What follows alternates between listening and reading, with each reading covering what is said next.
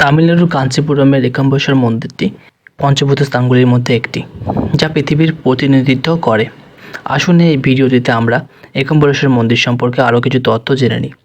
নমস্কার সবাইকে, velpu.com-এ স্বাগতম।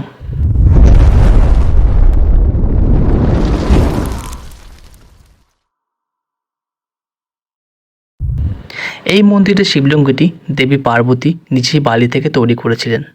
এমনকি আজও বালির তৈরি শিবলিঙ্গটিকে নষ্ট হওয়ার হাত থেকে রক্ষা করার জন্য জলের পরিবর্তে জুঁই তেল, জাসমিন অয়েল দিয়ে অভিষেক করা হয়।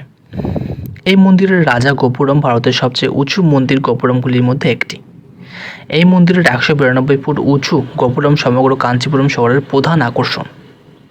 মন্দির চত্বরের অভ্যন্তরে আস্থান মণ্ডপে একটি পবিত্র আম গাছ রয়েছে।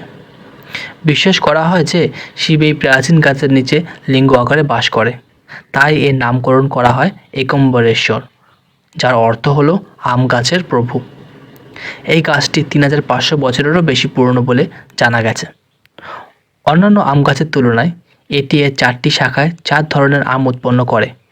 একে 4টি বেদের প্রতীক বলে মানা হয়। এই মন্দিরে সূর্যের রশ্মি কেবল রাধা সপ্তমীর দিনই ভগবানের চরণ স্পর্শ করে। একাম্বরেশ্বর মন্দিরে হাজার স্তম্ভ রয়েছে, যা আসলে একটি স্তম্ভযুক্ত করিডোর। কিছু স্তম্ভে চমৎকার পাথর খোদাই করাও রয়েছে।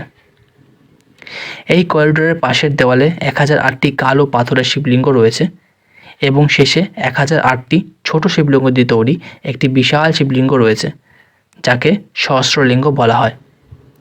মন্দিরে 10টি স্তম্ভ রয়েছে, যেগুলোকে আঘাত করলে বিভিন্ন বাদ্যযন্ত্রের স্বর তৈরি করে। আমরা এই মন্দিরে এই আশ্চর্যজনক কাঠামো দেখতে পাই। কাঞ্চিপুরম হাতে বোনা সিল্ক শাড়ির জন্য বিখ্যাত। একাম্বরনাথর নামে নকশাটি মন্দিরটির নকশা থেকে এর নাম এসেছে।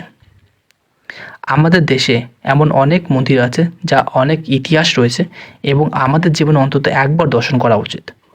আপনি যদি এই মন্দিরগুলি দেখতে আগ্রহী হন, তবে আপনার আধ্যাত্মিক যাত্রা ভ্রমণের পরিকল্পনা করতে velpu.com আমাদের সাথে যোগাযোগ করুন।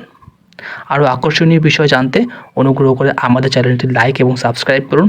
আরও তথ্য জানতে ভিজিট করুন আমাদের সাইট www.velpu.com।